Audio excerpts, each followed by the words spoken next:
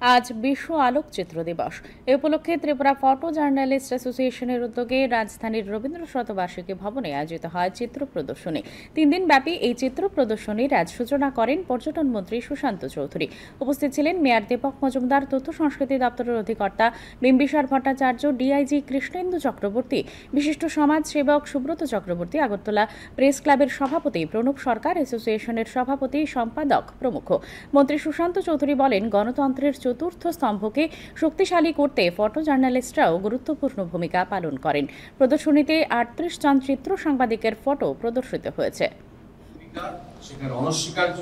এবং আগামী দিনে গণতন্ত্রকে চতুর্থ স্তম্ভকে শক্তিশালী করতে মানুষের যে অব্যক্ত ভাষা সেটাকে বাস্তবে সঠিকভাবে রূপ দিতে আপনাদের ভূমিকা সেটা আগামী দিনে এগিয়ে নিয়ে যেতে হবে, ঊর্ধ্বে তুলে ধরতে হবে এবং আপনারা আপনাদের লক্ষ্যে স্থিতিশীল থেকে আপনাদের নিরপেক্ষতা বজায় রেখে সেই কাজ করে যাবেন।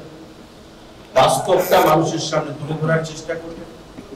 সরকারের ভালো কাজে যেমন প্রশংসা করবেন, যদি কোথাও আমাদের ত্রুটি থাকে গঠনমূলক সমালোচনার মাধ্যমে, ব্যক্তিগত আক্রমণ না করে, ব্যক্তিগত সমালোচনা না করে, যেটা করলে দশের লাভ হবে, রাজ্যের লাভ হবে, সেটা করার মাধ্যমে, সমালোচনার মাধ্যমে গঠনমূলকভাবে আপনারা সরকারকে দিক নির্দেশ করবেন।